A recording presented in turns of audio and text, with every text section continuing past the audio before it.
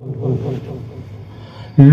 का रोग, कंचन कामनी का रोग, मैं मेरी का रोग, अहंकार का रोग, वर्गवाद का रोग, इसमें डूबा हुआ है। सद्बुद्धि से संसार में निगाह फेंक लो, कितने मिल जाएंगे जिनको रोग नहीं लगा है। जो मोह में, लोभ में, कंचन कामनी में, अहंकार में, वर्गवाद में, मैं मेरी के रोग में फंसे हुए हैं, वो भवसागर में है। उन्हें 84 लाख योनियों में जाना ही पड़ेगा, ये तत्व सत्य है। वही गंदगी यहां फैलाते हैं। भजन गायक तो होश नहीं है, क्या बक रहा है।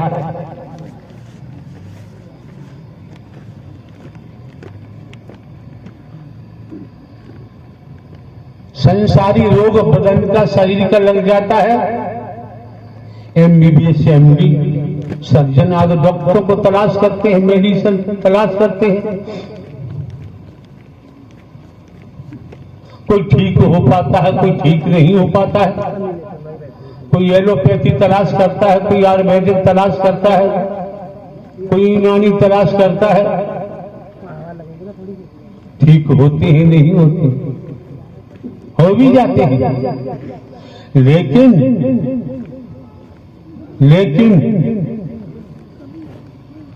जो रोग बताया, मोह का, ममता का, लोभ का, काम वासनाओं का, कंचन कामनी का, वर्गवाद का, छोटे बड़े का, ये रोग जब तक दूर नहीं होगा, ब्रह्मांड का रचयिता भी तुम्हारा लाभ नहीं कर सकता। हम अपनी गर्दन कटा सकते और परमात्मा की बात माने और उस पर चल पड़े। जस की तक छोटा आ है, छोटा आ रखें, उस पर बिंदी भी न रखें। वचन जस की तस है तो वही वचन मान के चलेंगे तो वही वचन वरदान बन जाता है। अब कागजों में ढूंढोगे, हमारी वाणी तुमको कागजों में नहीं मिलेगी। यहां नेतागिरी दिखाओगे तो काम नहीं चलेगा। नेतागिरी का दर है रोग। रोग से भोग पैदा होता है और भोग से संसारी बीमारी पैदा होती है। गैर ऐसा ताल में कोई इलाज नहीं। जो ये रोग लगा हुआ है, इस रोग को ब्रह्मांड के रचयिता नारायण साकार ही परमात्मा के अलावा कोई दूर नहीं कर सकता। अब दूर होगा कैसे? 4-5 लड़के हैं, अपने पिताजी को लेकर डॉक्टर के पास गए, तो दिखाया। डॉक्टर साहब ने क्या किया, मरीज को देखा, देखने के बाद एक शीशी में कई प्रकार का लोकेट दवा भरी और मिक्स कर दी, मिला दी, और उन लड़कों से कहा कि तुम्हारे पिताजी के यहाँ दवा ले जाओ, दिन में 3 बार शीशी को हिला हिलाकर 2-2 ढक्कन पिलाना। अपने पिताजी को लेकर वापस आए। जब वापस आते हैं, पिताजी को बरामदे में तख्त पर लेटा देते हैं। अपने खाना पीना, खाना जो भी नित्य कर्म में सभी लड़के लग जाते हैं। एक लड़का बाहर है। किस्सा कहानी हम नहीं कहते, ध्यान रखना।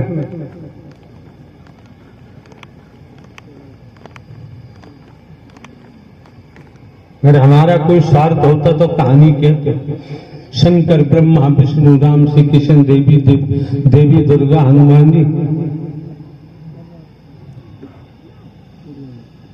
कहने वालों हमसे ये भी कह देंगे, जानकारी है, भले ही हमने पठन पाठन नहीं किया है। तो लड़का पिताजी की टांगे वगैरह दबा रहा है, उसने आवाज लगाई, बड़े भैया, छोटे भैया, मंझले भैया, आओ जरा। पिताजी बोल नहीं रहे, सब आए भागते। कोई टांगे दबा रहा है, कोई गर्दन दबा रहा है, कोई सर दबा रहा है, कोई छाती दबा रहा है, हिला हिला के दबा दबा के। क्यों? डॉक्टर साहब ने कह दिया है हिला हिला के दवा पिलाना, हिला हिला के दवा पिलाना। हिलाते रहे, इतना हिलाया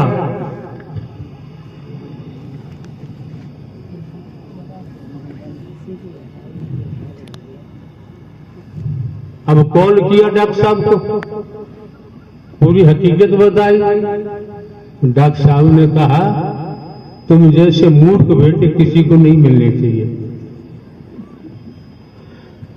क्यों?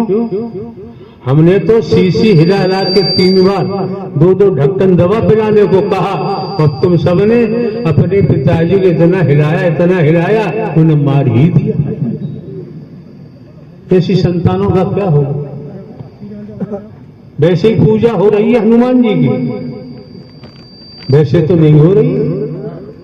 वैसे ही पूजा हो रही है देवी की दुर्गा की, कब वैसे ही पूजा हो रही है शंकर ब्रह्मा विष्णु राम श्री कृष्ण की, वैसे तो नहीं हो रही है। क्या वैसे ही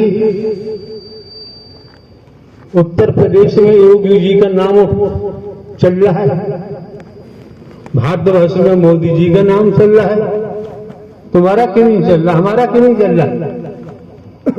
दल कट्टे हैं, निंदा चोरी में लगे रहते हैं, वर्गवाद में लगे रहते हैं।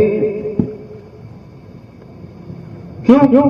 तपेश्वरी सो राजेश्वरी, राजेश्वरी सो नरकेश्वरी, ब्रह्म सत्य जगत। इसी तरीका से तप किया हो अनंत अनंत कालों में न नारी का शरीर मिला। तो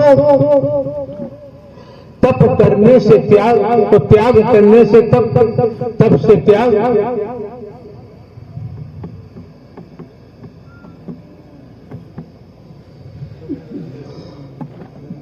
हाथ के सच्चे हैं, लंगोट के पक्के हैं, ईमानदारी निष्ठा है, इनका सतत बरकरार है।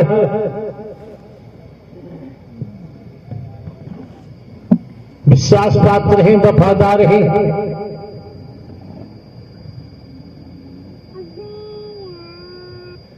परमात्मा को परमात्मा ही मान रहे हैं, उनके वचन को मान के चल रहे हैं। विश्वास पात्र बने, वफादार बने, तब जाके कहीं वैराग्य प्राप्त होगा। जब तक व्यक्ति नहीं मिलेगी तब तक तो संसार के भव सागर में ही डूबे पड़े। इन निंदा चोरी का मार्ग नहीं है। जो निंदा चुगली में लगे रहते हैं, बर्बाद में लगे रहते हैं, वो अपना जीवन खोते रहते हैं, बर्बाद करते रहते हैं। उनके पल्ले कभी कुछ नहीं पड़ेगा, पड़ ही नहीं सकता। इसलिए यहां पड़े पल्ले स्पष्ट कह दिया, मानव धर्म सत्य था, है और रहेगा। मानवता, भाईचारा, अनेकता में एकता, मानव मानव को गले लगाना, मानव मानव से प्रेम करना, निस्वार्थ। तो कुछ पुरुषार्थ कमा सकते हो, परमार्थ कमा सकते हो।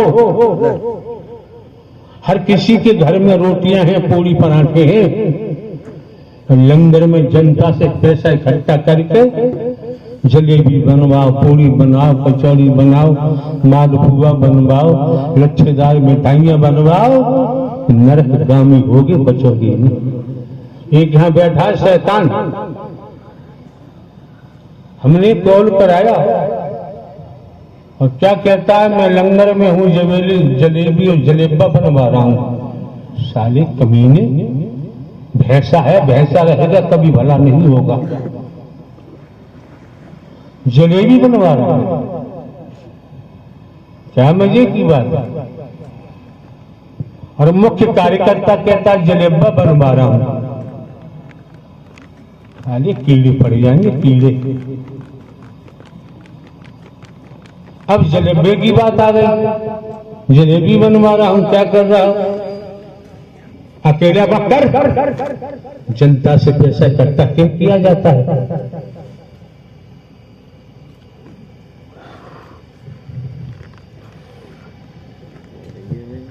एक बात बताएं आप सभी, ज्यादा हम नहीं बोलेंगे,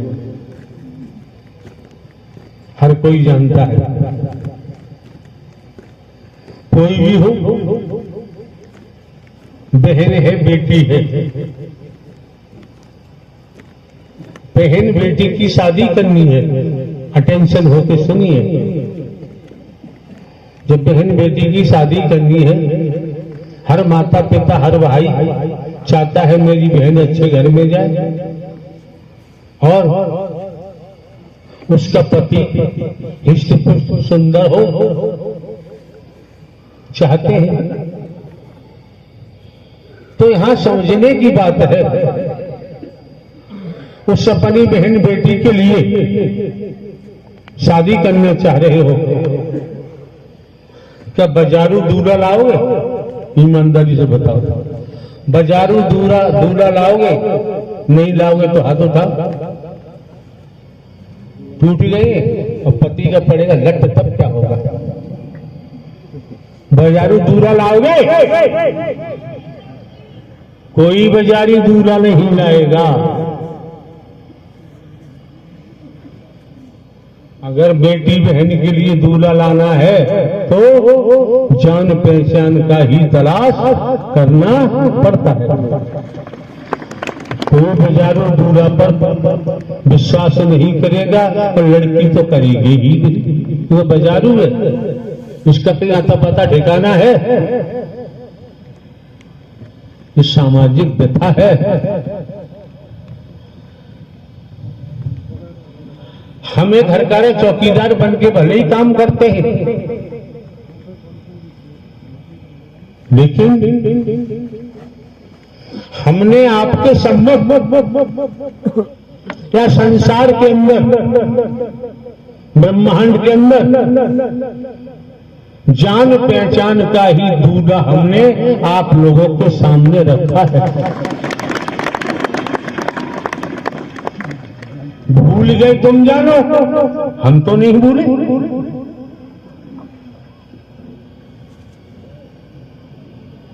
हम नहीं भूले हैं, हमें जानकारी है, इसलिए हम बाजारू दूल्हों पर भरोसा नहीं करते।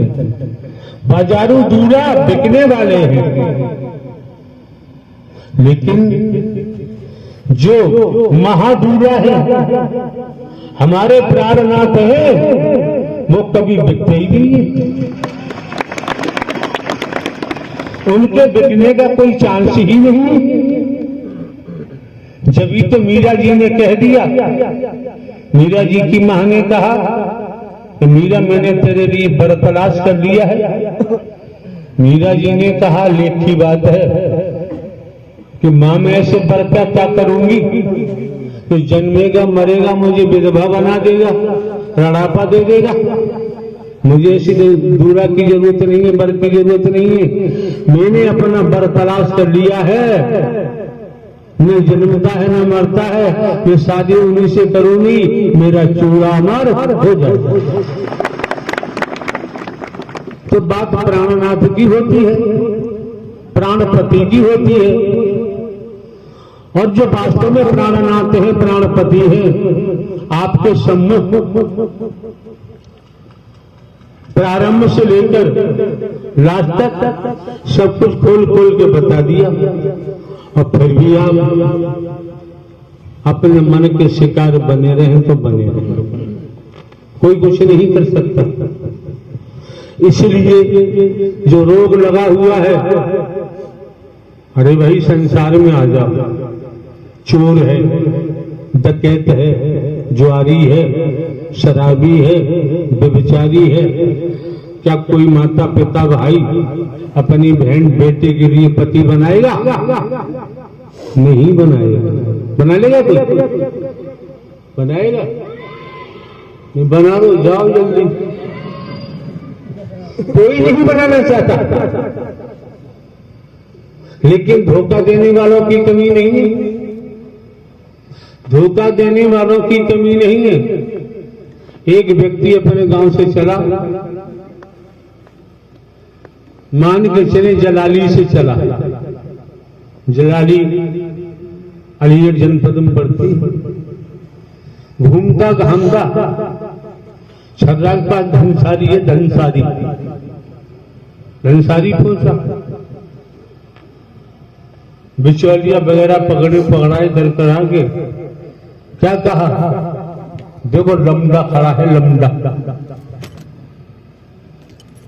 देख लिया, लड़की वाला राजी हो गया। 6 गड्डियों का मालिक है, 6 गड्डियों का मालिक। पिता की छाती सीना चौड़ा हो गया। ये 6 गाड़ियों का मालिक है, फिर तो राजा।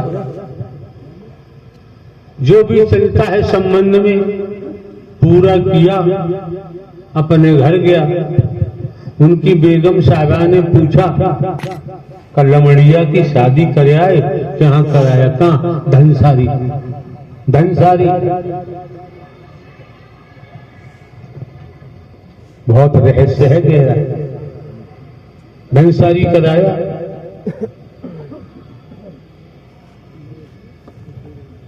बहुत बढ़िया। कब की शादी है? फलां तारीख। बारात आई, खूब बिरयानी खाना पीना, पूरी पमा सब चला। खा पी के शादी हुई। शादी के बाद लड़की जब ससुराल जाती है तो 10-12 दिन दूल्हा भी चक्कर काटता रहता है घर के। चक्कर काटता रहता है। 10-5 दिन बाद बोला अपनी बेगम से, कब तो मैं काम पे जाऊंगा। खर्च हो गया। बेगम कहाँ चाहती है काम पे जाए, लेकिन ये भी चाहिए। काम पर जाने के लिए निकला तो बेगम पीछे पीछे। तो दूल्हा ने कहा, तुम घर जाओ, मैं चला जाऊंगा। पीछे मुड़ी, उसे चैन नहीं पड़ा तो मेरा दूल्हा गड्डी लेके जा रहा है। 5-6 घर के बाद एक घर में गाड़ी खड़ी थी उसकी। गाड़ी निकाल के बाहर लाया। बेगम ने देख लिया और बेगम में सर पे मारा हाथ। अब्बा जान तो कह रहे थे 6 गड्डियों का मालिक है, ये तो रिक्शा का मालिक है। रिक्शा निकाला चलाने के लिए।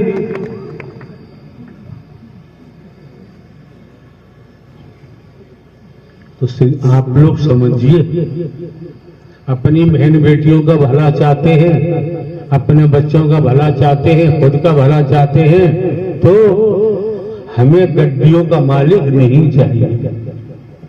फंसाने वाले फंसा देते हैं, दलाल फंस जाते हैं। जब हमने जान लिया है, मान लिया है, समझ लिया है, न नारी का भेद है, नर नारी का भेद नहीं। अगर हमें जन्म मिला है नर नारी का, तो अपने प्राणनाथ से ही शादी करेंगे। अब दुनिया में कोई मतलब ही नहीं। चूड़ा अमर हो जाएगा।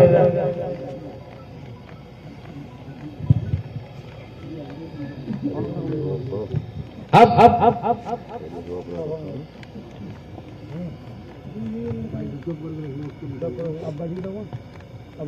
बेटा कम्बल तो अब नहीं बजेगा। मैंने बोल दिया ना, विज्ञान का युग है, टेक्नोलॉजी हावी है। जिसके हाथ में देखो मोबाइल, जिसके हाथ में देखो मोबाइल, हाथ में देखो पॉकेट में तो मोबाइल ही मोबाइल है। जो भी इंस्ट्रूमेंट है,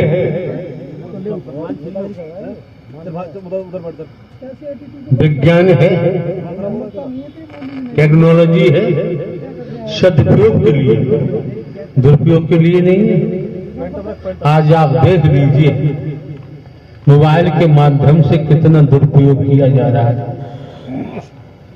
मोबाइल में देख लीजिए, माता पिता भाइयों को देखना चाहिए, बहन जी दिखाओ मोबाइल अपना, बेटी को कहना चाहिए देखा मोबाइल अपना, वो मोबाइल दिखाएगी नहीं, क्योंकि पलट जवाब देगी किसी का मोबाइल देखा नहीं जाता है।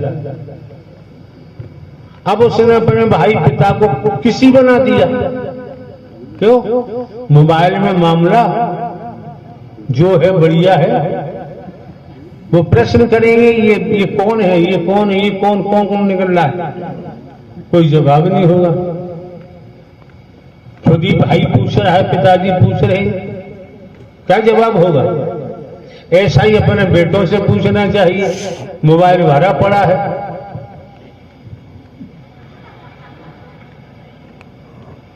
शादी हो गई है तो मोबाइल भरा पड़ा है, शादी नहीं हुई है तो मोबाइल भरा पड़ा है। यार ये कौन सी इंसानियत है?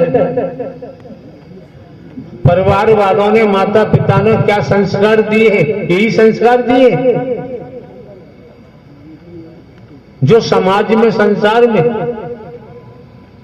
अपराध बनता है। कितनों की जानें रोज जाती मोबाइल के चक्कर में। 2-3 दिन पहले हमारे कमरे में टेलीविजन लगा हुआ, हमने न्यूज पे लगाया, लखनऊ में उसका पिता सूबेदार मेजर था मिलिट्री में, आर्मी में। मोबाइल के चक्कर में कुछ भी रहा हो, अपने पिता की निकाली रिवॉल्वर, अपनी मम्मी में ठूंस दी, टांग और कमरे में बंद कर दिया। जो समाचार पत्रों मारा, जब बदबू फैली, धीरे धीरे धीरे धीरे पता चला, जब खोला गया, लड़के की उम्र दिखा रहे थे 16 साल, बालिग भी नहीं है। वो दे दिया ना स्कूटर का बच्चा हाथ में। तो भैया ध्यान रखो, आप आओ चाहे मत आओ, यहाँ स्कूटर के बच्चे छीने जाते हैं, यहाँ दिया जाता है तो ब्रह्मांड का रचयिता प्राणपति दिया जाता है। अब तुम देख लो, अपनी साधना से, अपनी भक्ति से, अपने प्रेम से देख लो, तोड़ लो, ठोक बजा लो कि वास्तव में मेरे आत्मा के प्राणनाथ यही परमात्मा नारायण हरि है। तो टिकना, अन्यथा भाग जाओ, दोबारा आने की जरूरत नहीं। हम कोई सियासत नहीं करते, हमें नोट वोट की जरूरत नहीं है। संसार में हमारी किसी से दुश्मनी भी नहीं है और दोस्ती भी नहीं है। तो दिमाग में रखना चाहिए, जीवन यापन करना है तो भैया देखो, खेती बाड़ी, नौकरी, व्यापार, मजदूरी करनी ही पड़ेगी।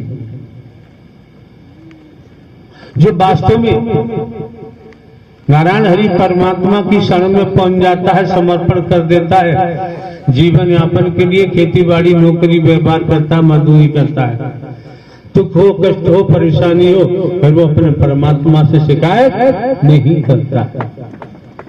वो देख लेता है कि हमारे किसी समय के कर्मों का भोग है और कर्मों का भोग भोगना ही पड़ेगा।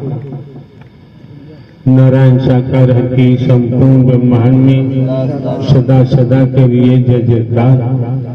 हाँ महात्मा जी, आप लोग कुछ कहना चाहें तो बताओ, आ जाइए।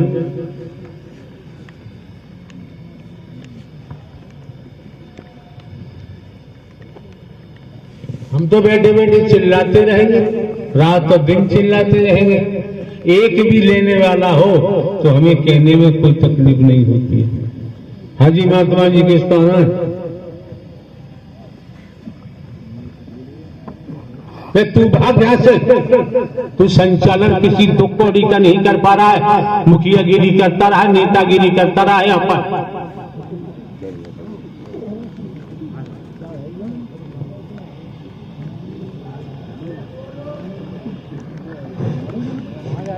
शायद संगत प्रेम से बोलो। नारायण साकार हर के संपूर्ण ब्रह्मांड में सदा सदा के लिए जय जयकार हो, जय जयकार हो, जय जयकार हो। साकार जगत जननी माँ की संपूर्ण ब्रह्मांड में सदा सदा के लिए जय जयकार हो, जय जयकार हो, जय जयकार हो। जो गद्दी लगाते हैं, कुर्सियों में बैठते हैं, फूल माला पहनते हैं, चढ़ावा चढ़वाते हैं, हमारे सम्मुख आ जाओ यार। हमें देखेगा तो हम चौकी से हट जाएंगे, तुम्हें ही बैठा जाएंगे। हमें इसकी चौकी की जरूरत नहीं है। हाँ जी। साध संगत कासगंज मोहनपुरा में आयोजन मानव मिलन सद्भावना समागम का आयोजन चल रहा था। वहां पर हम प्रथम मंगलवार था, साध संगत में गए हुए थे। ये आत्मा तनकी गई थी तो नारायण सागरी ने मंचासीन थे। नारायण सागरी बोले कि जिस आत्मा को मानव निज स्वरूप में जिस आत्मा को दर्शन हुए हैं वो आप बीती के माध्यम से अपनी बात रख सकती है। तो एडवोकेट वकील भैया सुप्रीम कोर्ट के आप प्रीति के माध्यम से सद्बुद्धि ज्ञान नहीं थे। सुनो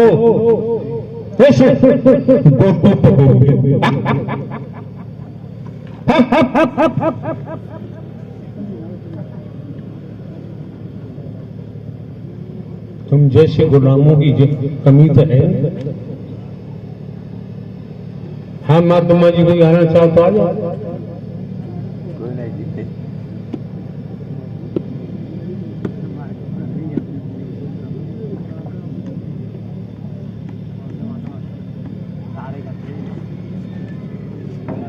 नारायण हरि परमात्मा का इस समय यहाँ धाम है।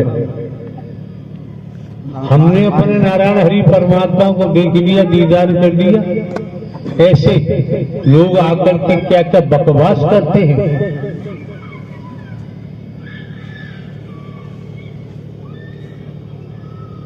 हाँ महात्मा जी बताओ। सत्संगत प्रेम से बोलना। नारायण साकार हरि की संपूर्ण ब्रह्मांड में सदा सदा के लिए जय जयकार हो, जय जयकार हो, जय जयकार हो। जगत जननी महामातेश्वरी की संपूर्ण ब्रह्मांड में सदा सदा के लिए जय जयकार हो, जय जयकार हो, जय जयकार हो। देखो भाई बहनों, जब मैं सत्य के साथ में नहीं आता था, उससे पहले रस की जिंदगी जीता था, वो आपके सामने रखूंगा। और जब मैं सत्य के साथ में आना शुरू हो गया, तब मेरा क्या हुआ वो भी आपके सामने रखूंगा। जो मैंने खोया, जो पाया है, सब आपके सामने खुलासा कर दूंगा। जब मैं सत्य के साथ में नहीं आता था, तब मेरा काम चोरी करना, अपहरण करना, दारू पीना और बहन बेटियों की इज्जत को लूटना। और मैं तांत्रिक भी था। तांत्रिक में ये ऐसे ऐसे काम करता था जो यहाँ जो हम चोरी का काम करते थे। बाबा जी सर्वप्रथम आपको अपना नाम बताना चाहिए, सतूनत पूरी बतानी चाहिए, परिचय देना चाहिए। मेरा नाम, मेरा गांव परानपुर है। यार मेरा नाम पहले नाम चलता है। मेरा नाम शिशपाल है, ग्राम परानपुर है, पोस्ट उसनीदा है, जिला मैनपुरी है। जब तमाम ढोंग पाखंड और जो संसार के तांत्रिकों का काम करता था, जो बड़े बड़े नेता और जो अधिकारी कर्मचारी थे, उनको भी कर्म की मार में फंसा लेता था। क्यों कि हम जो कर्म करते थे वो भी यही काम करते थे। क्यों कि मैं लुटेरा था, वो भी लुटेरे थे। जब तन के नाते से मेरे भाई ने, मैं अपने बचाव के लिए संसारी तौर पर राम, कृष्ण, शंकर, ब्रह्मा, विष्णु इनकी भी माला फिरता था। क्यों कि ये चाहता था कि मेरा कैसे भी उद्धार हो जाए, मेरा कैसे भी उद्धार हो जाए। बाबा जी झूठ क्यों बोल रहे हो? नहीं प्रभु, बिल्कुल यहाँ मक्कारी नहीं चलती है। ये कहो न, तंत्र विद्या के माध्यम से शंकर, ब्रह्मा, विष्णु, राम, श्री कृष्ण, देवी दुर्गा, हनुमान जी, काल भैरव, शनिचर देव सब मेरे अंडर में आ जाए, मैं इनका मुखिया बन जाऊं, फिर मैं धड़ाधड़ काम करूंगा। जब हकीकत को छिपाना ठीक नहीं होता है, यही मंशा होती है लोगों की। जब मैं इन कर्मों से जूझता रहा, जूझते जूझते मेरे को कहीं ठिकाना नहीं लगा। एक बार तन के नाते से मेरे भाई ने कहा, भैया नारायण साकार हरि धराधाम पर आ चुके हैं, आप उनके दीदार कर लो, आपका भला हो जाएगा। मैंने कही, अरे बेवकूफ, तमाम दुनिया ठग है और ठगों के जाल में क्यों पड़ा है? मैंने तो इन ठगों को सबको देख लिया है, अधिकारी से लगा करके कर्मचारी भी सभी ठग हैं। क्यों कि मैंने ठगों में रहा और इनकी सबकी बाड़ी को देखता रहा, सुनता रहा, उनमें ही जलता रहा। तो भाई की बात को मैंने 3 साल तक नहीं माना।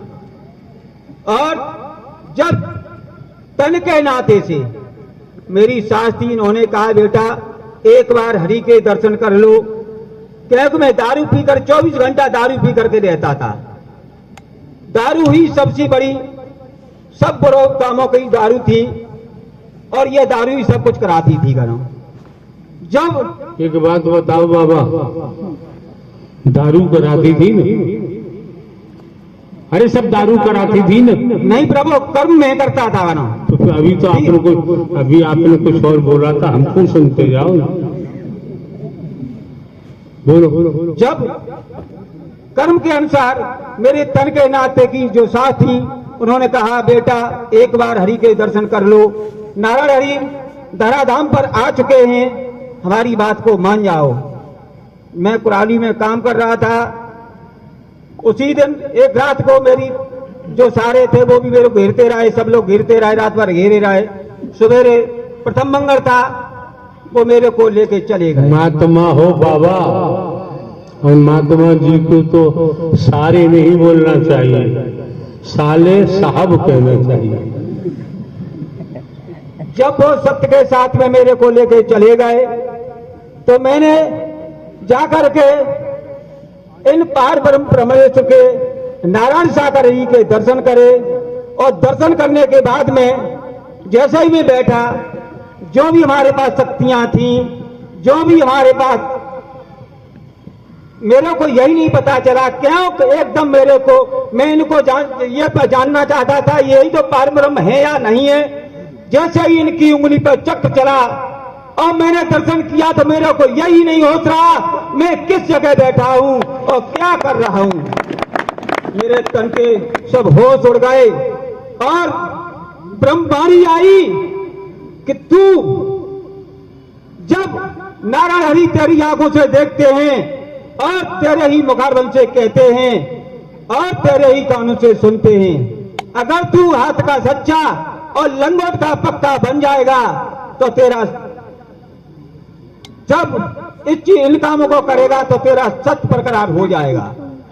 जब बाबा सही बात समझ में नहीं आ रही, चोरी चपोरी डकैती तो आपने बोल दिया, आपने किए हैं, उसके बाद और भी बताओ और क्या क्या किया है।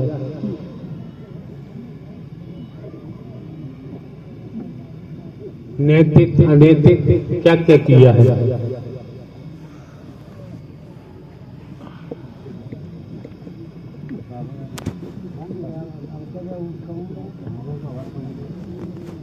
तभी तो पता चलेगा सच्ची कहानी तांत्रिकों की क्या होती है। रायबरेली, तुम न बता रहे हो, रायबरेली आके बताएगा तो धज्जियां उड़ाएगा फिर। आवाज आवे बनियान वालों को ना काम देव का यार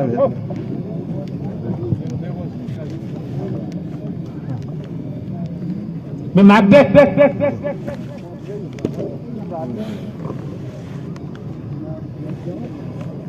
हाँ जी, क्या नाम है आपका? मैं नौजवानी हूँ प्रभु, आनंद से दो। बताई पर क्या है आप? मैं मसानी हूँ। मसानी कहाँ रहती है? मैं तो हर जगह रहती थी, लेकिन मेरी जगह शमशान थी। फिर शमशान में थे, यहाँ क्यों आ गए? ये धरती से अपना मुक्ति पाने के लिए आए हैं, हमको यहाँ नहीं रहना अब। फिर यहाँ का क्यों खड़े हो? भाग जाओ। यही तो मिलेगी, यहीं पे मिलेगी। तो राजा साहब के किले में भले ही मिल जाए। और सुनो, अब शब्द नहीं बोलेंगे किसी के लिए। उस किले में खुद ही कितने परे घूम रहे हैं, मरे उनका खुद अता पता नहीं है, वहां हम क्या करेंगे जाके। ये बाबा कौन खड़े हैं? बाबा कुछ साफ नहीं कह रहे। ये ना कहा है ना कभी कहेगा, ये घूसखोर है ना। बस आंखें बंद करके खड़ा हो जाता है शकल दिखाने के लिए अपनी। बोलता नहीं है कभी, आधी बात बोलता, आधी गपक कर जाता है। ये गपक का मतलब छिपा जाता है। हाँ, अच्छा, फिर कैसे काम चले? क्यों बाबा? महात्मा जी। जी प्रभु। फिर कैसे का अपने आप बताना शुरू कर दो ना। तो मसानी को मेहनत नहीं करनी पड़ेगी। जिस दिन से प्रभु एक धाम पर आया। अरे यार, पुरानी कहानी जो आप बता चुके वो आप छिपा गए। नहीं प्रभु, अच्छा, शुरुआत से कहो।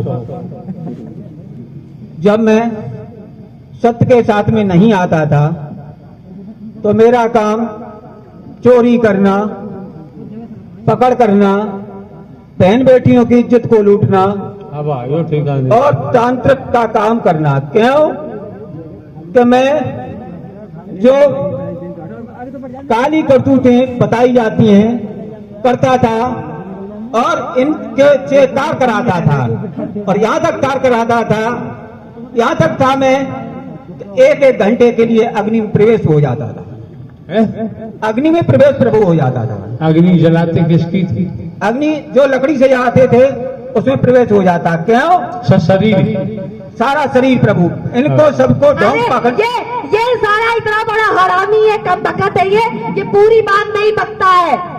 तुम अग्नि में थोड़ी जब प्रवेश होते थे, वो परेतों को कराते थे। हाँ जी प्रभु, इनकी आंखों को धोखा दे करके, इनकी आंखों को धोखा दे करके मैं सब ये जानते थे ये इसमें घुस गया और इसी में है। ये इतना चकड़ बाबा है, ये उसका नाम परेत नहीं बोलेगा, ये अपने आप को दिखाएगा। उसका नाम क्यों नहीं लेता जिसको अपने सर पे बिठा के घूमता था? अब तो कांटे का मामला